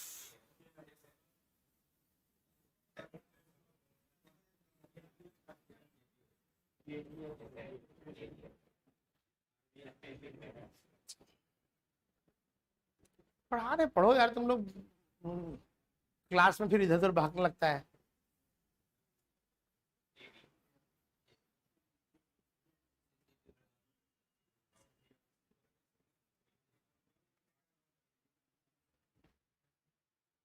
तो यहां से जो कोई पूछे आपको कि लॉ ऑफ मास एक्शन क्या है, लॉ ऑफ मास एक्शन या लॉ ऑफ केमिकल इक्विलिब्रियम क्या है, तो ये कहता है रेट, जो स्टेटमेंट बोलेंगे वो क्या, rate of a reaction is directly proportional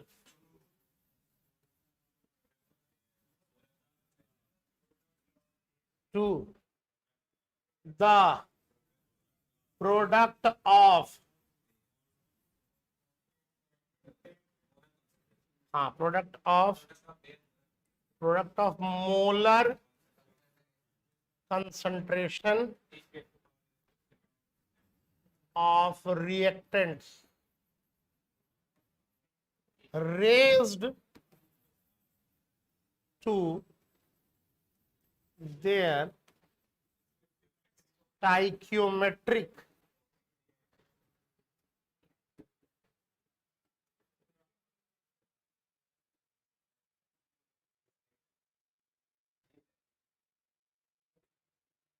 आ रहा है समझ में? तो भाई अगर आ रहा है, ये जो आप देख रहे हैं ए बी सी डी, ये जो टर्म है ए, इस यहां पर क्या है, ये मोलर ऑफ ए, यही ना है, या इसको एनसीईआरटी कहता है, एक और भाषा यूज किया है, वो यूज किया है एक्टिव मास, ब्रैकेट में इस तरह से लिखते हैं। अच्छा मोलर कंसंट्रेशन का मतलब क्या हो गया, मोल्स अपॉन वॉल्यूम, इतना तो समझ में आता ही है ना कि मोलर कंसंट्रेशन का मतलब क्या है। क्या? Moles upon volume. क्या है, क्लास में तुम लोग सोते रहता है जी, अजीब हाल है। देखो 12 बजे हम सोए, 4 सवा 4 में उठ गए, 4 घंटे सो के पढ़ा रहे हैं, और अभी से पढ़ाएंगे तो शाम में 6 बजे तक पढ़ाएंगे लगातार, नॉन स्टॉप। हाँ, हर दिन का टाइम टेबल यही है। अब तुम लोग सुबह उठा नहीं कि अब सोना शुरू कर दिया सुबह। इंस्पायर्ड रहो यार, काम के लिए इंस्पिरेशन बहुत जरूरी है। और इंस्पिरेशन, मोटिवेशन जो होता है ना, सेल्फ ही आता है, आपके अंदर से ही आना चाहिए मोटिवेशन। क्या मोटिवेशन, खाली मोटिवेशन फालतू में। मोटिवेशन ना हुआ एक वेब सीरीज हो गया।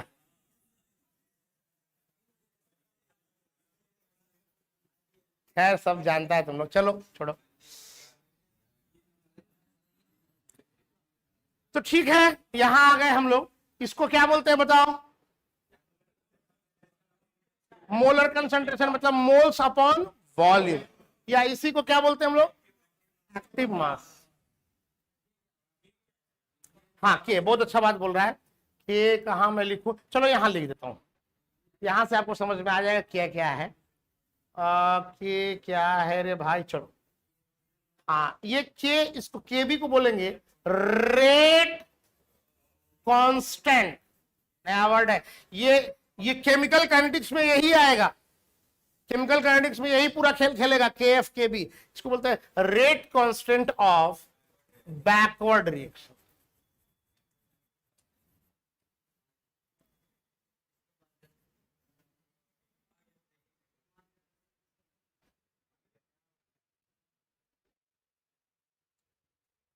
Backward reaction. और ये क्या है बाबू? ये है आपका rate constant of forward reaction. तुम लोग 2-3 आदमी वहां से उठ के इधर आओ, तो आ जाओ जरा, आप जल्दी जल्दी आओ। नहीं नहीं, डिस्टर्बेंस हो रहा है, हमको पढ़ा नहीं पा रहे, बार बार मेरा ध्यान। आ जाओ बेटा, तू आ जाओ इधर से, इधर आके बैठो, एक जगह मत बैठा करो आप, आ जाओ इधर से, जाओ। अब तुम आगे आओ, यहाँ बैठो, आ जाओ। अरे बोल रहे तो क्यों डिस्टर्ब कर रहे हो, आ जाओ ना, तुम भी आ जाओ जी इधर। बार बार 2 लाइन पढ़ा नहीं रहे कि तुम 2 लाइन बोल दे रहे हो, फिर वही जा रहा है का?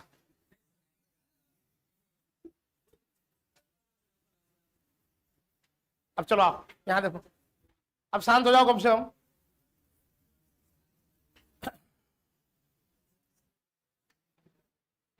तो फॉरवर्ड रिएक्शन का रेट बराबर रेट कांस्टेंट, देखो ये आर एफ है रेट, और के एफ है rate constant into active mass या molar concentration of A, molar concentration of B, और उसका पावर। बोलो।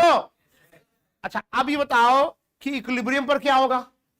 रेट ऑफ फॉरवर्ड रिएक्शन और रेट ऑफ बैकवर्ड रिएक्शन, ये दोनों को बराबर करेंगे, क्योंकि इक्विलिब्रियम बोलते ही उसी को है।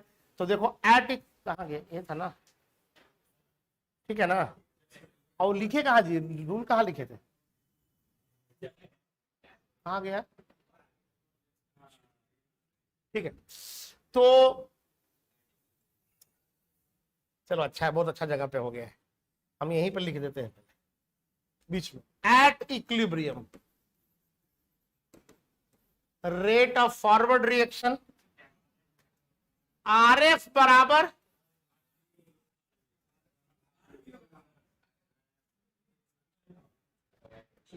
आर एफ बराबर आर बी। तो इसको हम लोग लिख सकते हैं के एफ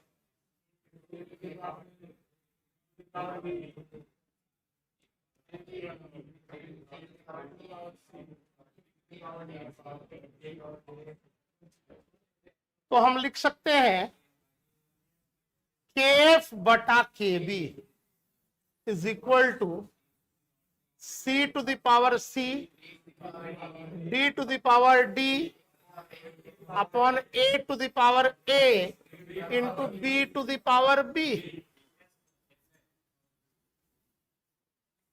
ये केएफ बटा केवी यही अपना है जिसको हम लोग बोलते हैं इक्विलिब्रियम कांस्टेंट।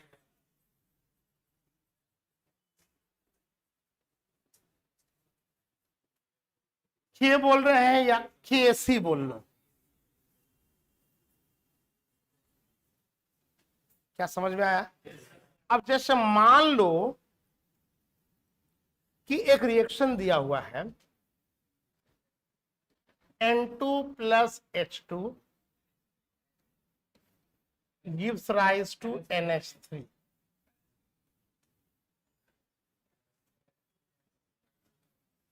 ठीक है, सबसे पहले तो इस रिएक्शन को हम लोग करेंगे बैलेंस। तो क्या लिखे भाई?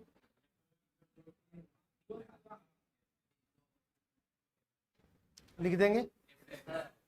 अच्छा, लिख तो देंगे सर। तो अब इसका केसी क्या होगा जी, जो सिखाए अभी? केसी बराबर देखो क्या है, केसी बराबर इस रिएक्शन के लिए जो प्रोडक्ट था, प्रोडक्ट उसका कॉन्सेंट्रेशन ऊपर में और रिएक्टेंट का कॉन्सेंट्रेशन नीचे। लिखना आना चाहिए बाबू। ये रिएक्शन है, इसका प्रोडक्ट कौन है? Equilibrium constant. ये फॉर्मूला, इस पे काम चलेगा, खूब सारे क्वेश्चन आएगा। इक्विलिब्रियम कांस्टेंट बराबर प्रोडक्ट का मोलर कॉन्सेंट्रेशन,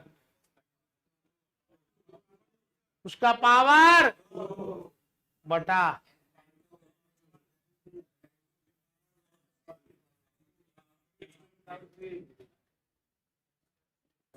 आया समझ में? कैसे लिखते हैं? नहीं आया? अगर मान लो कि हमारा रिएक्शन रहे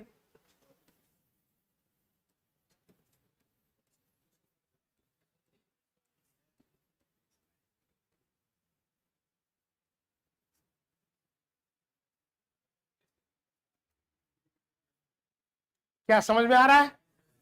तो अगर इसके लिए केसी लिखना हो,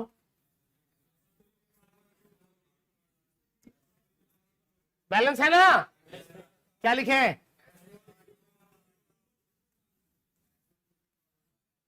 प्रोडक्ट का ऊपर में, रिएक्टेंट नीचे में।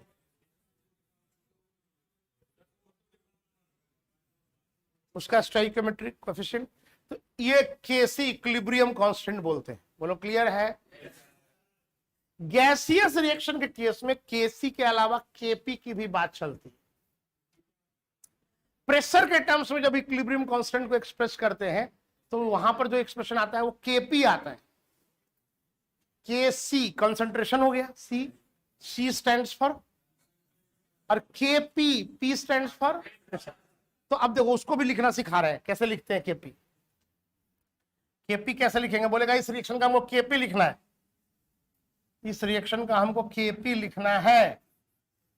इक्विलिब्रियम कांस्टेंट तीन तरह का होता है, केसी, केपी और केएक्स। मोल फ्रैक्शन के टर्म्स में एक्स होता है ना, मोल फ्रैक्शन। तो इक्विलिब्रियम कांस्टेंट अगर पढ़ेंगे तो तीन टर्म में, अपने एनसीईआरटी में तो मैंने दो ही की बात किया है, केसी, केपी। केपी कैसे लिखते हैं सुनिए। केपी बराबर, केपी गैस के लिए आता है, याद रखिए, कोई और चीज रहेगा उसका नहीं। तो प्रेशर किसका होता है? ठीक है, तो अब देखिए इसमें वैसे करेंगे, सुनिए। पी NH3 का स्क्वायर, जहां यहां कंसंट्रेशन लेते थे वहां यहां पार्शियल प्रेशर ले रहे हैं। पार्शियल प्रेशर, पार्शियल प्रेशर वो क्या होता है सर? पढ़ाए थे पार्शियल प्रेशर गैसेस स्टेट में। हाँ, तो क्या बोले? पार्शियल प्रेशर ऑफ अमोनिया का square upon partial pressure of N2, partial pressure of H2।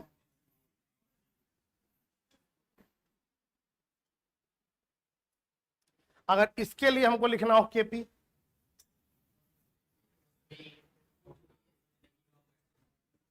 बोलिए। केपी बराबर पार्शियल प्रेशर ऑफ SO3 का square upon partial pressure of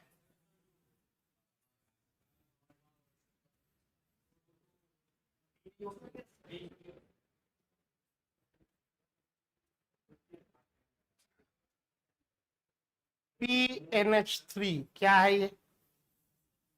partial pressure ammonia. अब समझिए क्या वर्ड यूज कर रहे हैं, ठीक है। पार्शियल प्रेशर के बारे में 2-3 बातें बताई थी जो जल्दी से मैं रिकॉल कर देता हूं एक बार, क्योंकि हमने गैसेस में पढ़ाया था। पार्शियल प्रेशर वो प्रेशर होता है जो एक गैस एक्सर्ट करता है जब उस गैस को अकेला उस कंटेनर में लिया जाए। Partial pressure is the pressure exerted by A gas when it is taken alone in the container. पूरे वॉल्यूम के लिए अगर उस गैस के मोल्स यूज किए जाए तो जो प्रेशर आता है उसको हम लोग बोलते हैं पार्शियल प्रेशर। का एक बताया था, पार्शियल प्रेशर बराबर mole fraction into total pressure, बताया था ये सब। अब देखिए ये क्या इस रिएक्शन का केपी केसी समझ में आ रहा है आपको क्या मैं लिख रहा हूं? तो अगर मैं यहां इस रिएक्शन के लिए बात करूं, कहां गया जी? हाँ, इस रिएक्शन के लिए जो केसी है,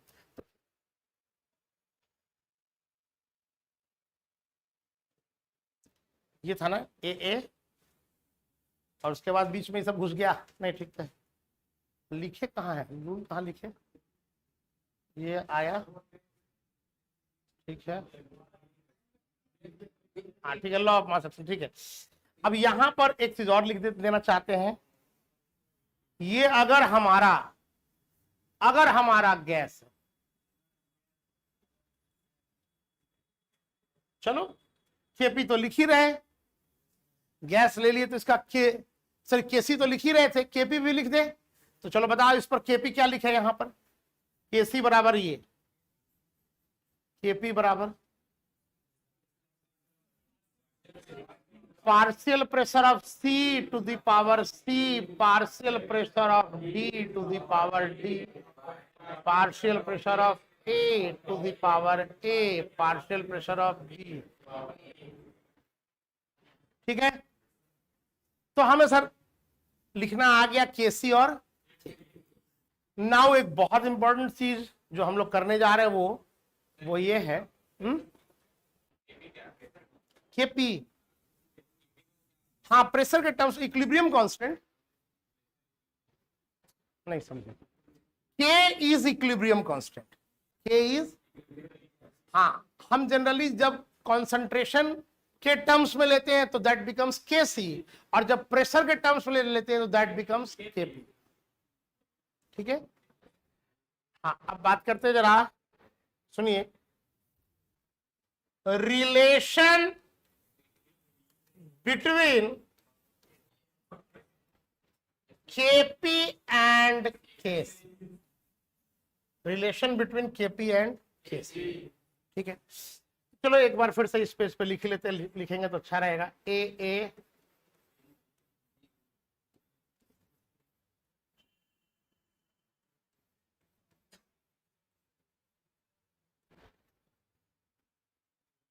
चलो केसी बराबर, जल्दी से बोलो,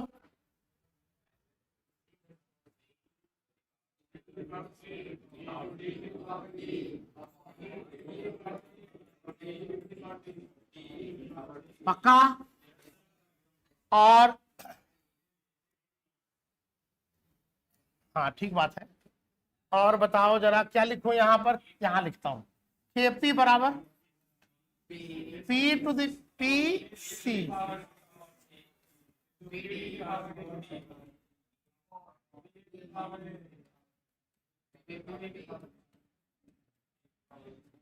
ठीक है। अब देखो पार्शियल प्रेशर, अच्छा ये बताओ क्या हम लोग गैस स्टेट में ये पढ़ते आए हैं पीवी बराबर एनआरटी पढ़ते हैं, और पार्शियल प्रेशर का डेफिनेशन बताया हमने, हाँ वो तो ठीक है, मोल फ्रैक्शन वाला ठीक है, लेकिन हमने एक और चीज बताया, partial pressure of A gas is the pressure exerted by that gas when it is taken alone in the. तो मान लो कि कंटेनर में खाली सी नाम का गैस लिया जाए, सी, यानी कि उस केस में जो पार्शियल प्रेशर होगा वो पीसी होगा, लेकिन उस समय जो मोल्स होगा वो एनसी होगा।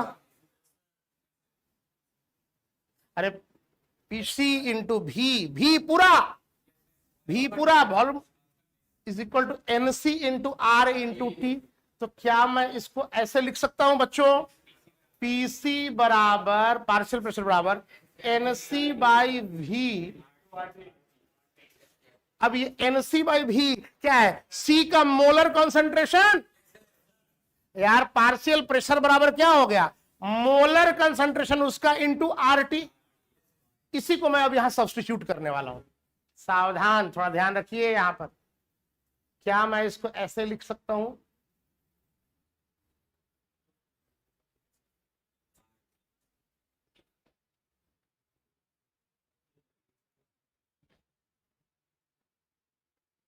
नहीं लिख सकते, सो गया सब।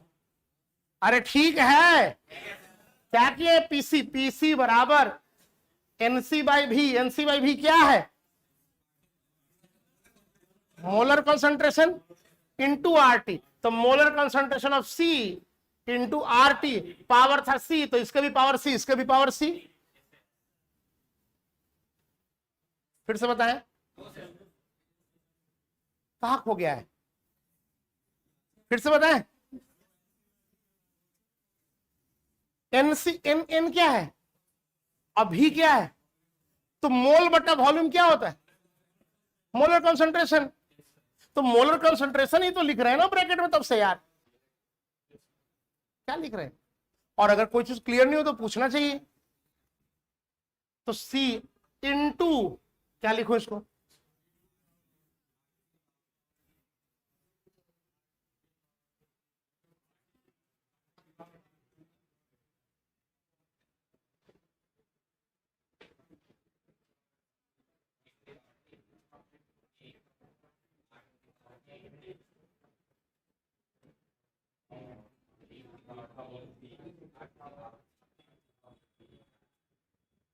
पहले बोलो किसी को कुछ कहना है यहां तक।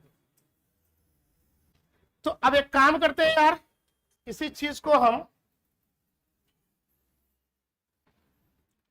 ऐसे लिख लेते हैं, केपी बराबर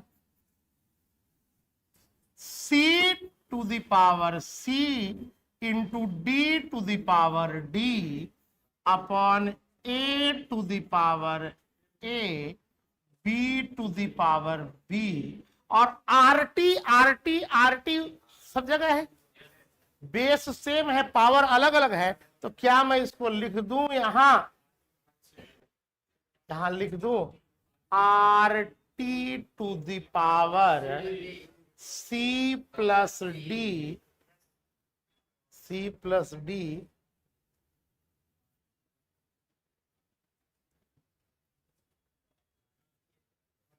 माइनस ए प्लस बी।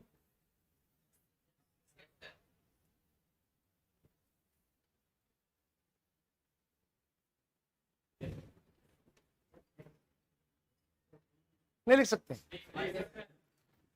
अच्छा याद रखिएगा, भूलिएगा नहीं, पार्शियल प्रेशर गैस का ही होता है। अगर मान लीजिए ए प्लस बी और मान लीजिए किसी रिएक्शन में ये गैस ना होके यहां सॉलिड होता, तो हम इसका प्रेशर नहीं लेते हैं वहां पर, इसका कोएफिशिएंट नहीं आता, समझ रहे हैं।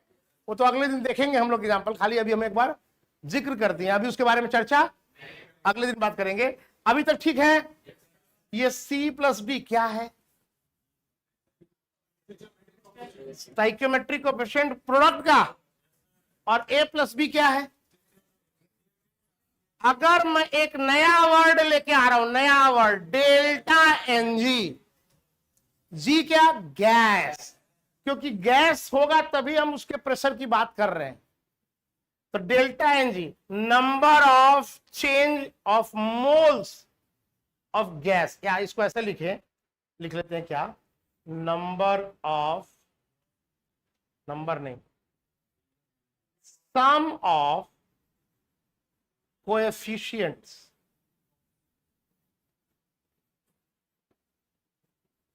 of gaseous product minus sum of coefficient of gaseous reactants.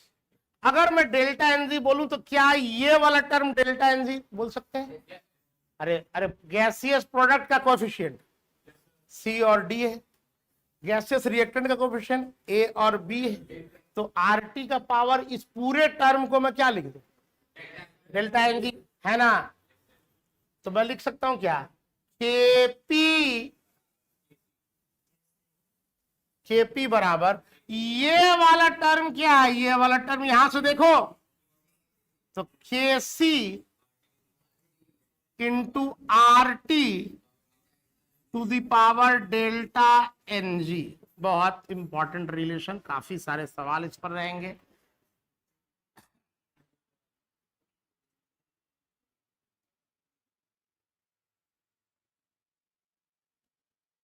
KP बराबर केसी into R T to the power क्या? Delta N.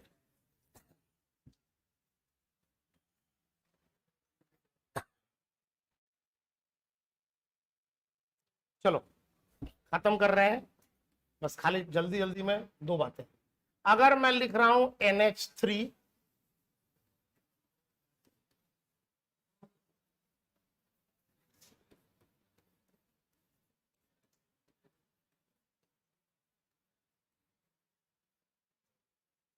ठीक है?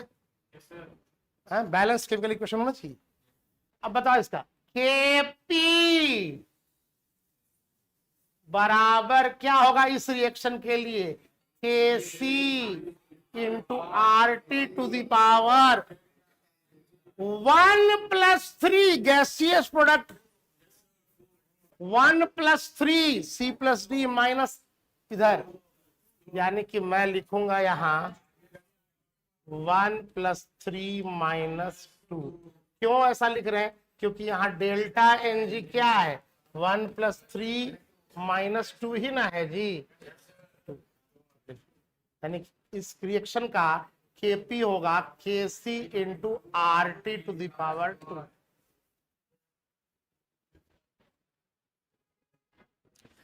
अगर मैं एक रिएक्शन ले लूं,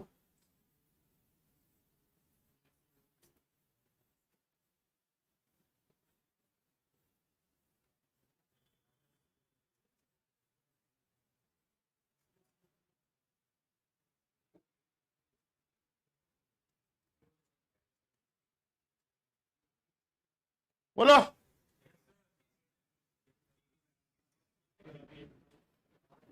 केपी बराबर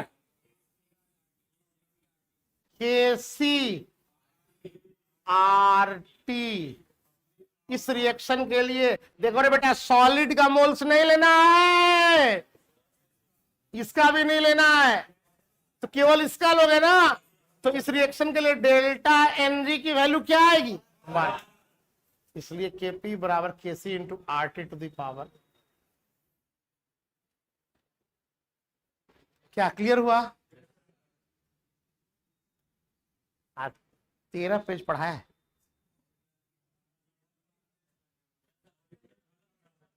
हैं? ठीक है, कितना रिवाइज कर लीजिएगा, पढ़ लीजिएगा ना। चलिए, थैंक यू, धन्यवाद।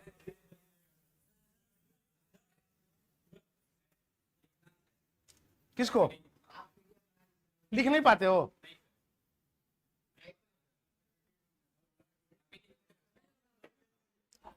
लिख लो, क्या दिक्कत?